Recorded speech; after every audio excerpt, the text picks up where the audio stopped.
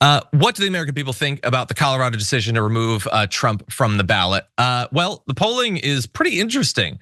38% of the country strongly approves of it. An additional 16% somewhat approve. That's majority support. 54% of the country strongly or to some extent approves of that decision. Now, there are people who disapprove.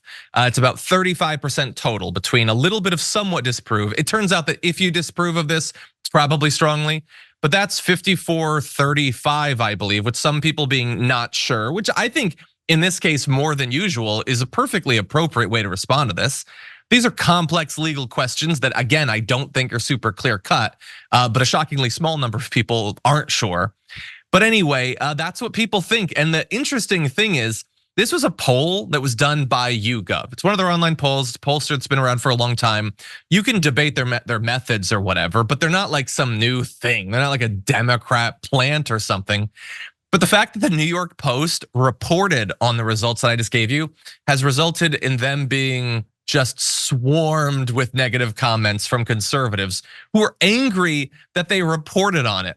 So Laura Loomer, who could be the next press secretary, said, "No, the hell we do not. This is some more BS from Rupert Murdoch's The New York Post." Again, they didn't do the poll.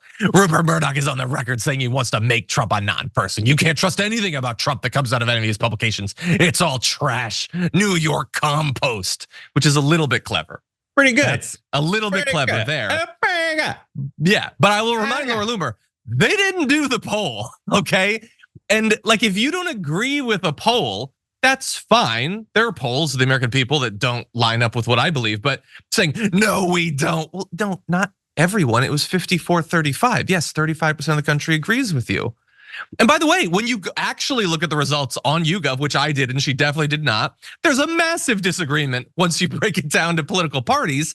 It's like between 10 and 20% of Republicans agree with it. I think it's like 13 or 14%.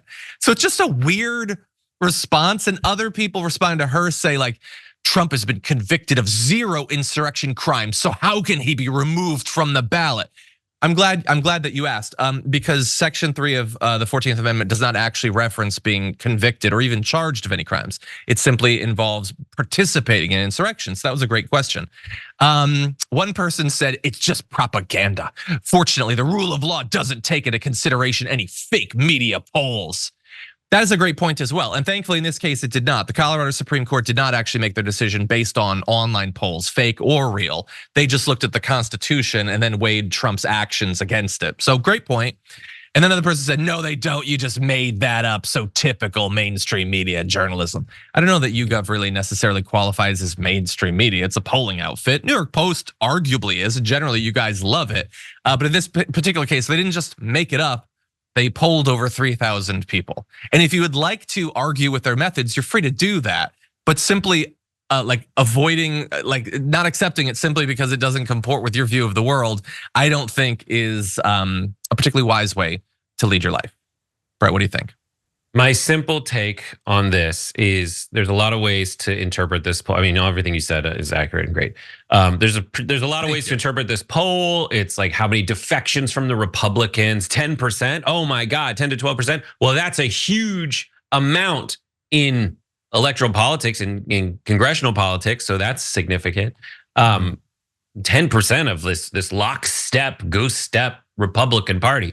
I would say more like, okay, I get it. You ask an average person, like I do agree with it. I guess 38% are like, yeah, I strongly agree that we should do that. Fine, but I think I would invoke like the severity test. I don't know exactly. Like this is one of those things that wouldn't be a majority type thing. We wouldn't just need the majority of Americans. We need like a super majority of Americans to agree with it because it is so significant. Does that make sense? Yeah. No, I think that makes sense. And again, like the Supreme Court, when they pick up the Colorado thing, should not let YouGov polls influence them. I want to reassure all the MAGA people, that's not how any of this works, don't worry. But I do like to know what people think. And it was, I guess, a little bit more. Is it surprising though? I mean, I guess if all of the Dems are opposed to it and there are some non-Trump Republicans, maybe this is kind of in line with what we should expect. It would be so hilarious if the Supreme Court was just like, no, he's out, bro. I do not expect that will happen. And I don't think you do either, right? Yeah, okay. I don't know. I genuinely don't know. Oh, maybe we should bet. Okay, well, we'll just see. That's what I make bets on, stuff I don't know about. That's generally what people make, like that's what gambling is. No, you knew. Do you gamble? We've been to Vegas together. But are you like, oh, I don't have any strong feelings about this. Put it all on red. I am not predisposed to live my life in that way, but from time to time I dabble. I know what is a fictional, like, I know, like it doesn't have to be based in reality, my gut feeling and about a team, but it has to be there. For more political news breakdowns, interviews, stories of activism, and me trying my hardest to care about the occasional big celebrity news story, subscribe to our YouTube channel at youtube.com/The Damage Report. And you can ring the bell wherever it is so you don't miss anything.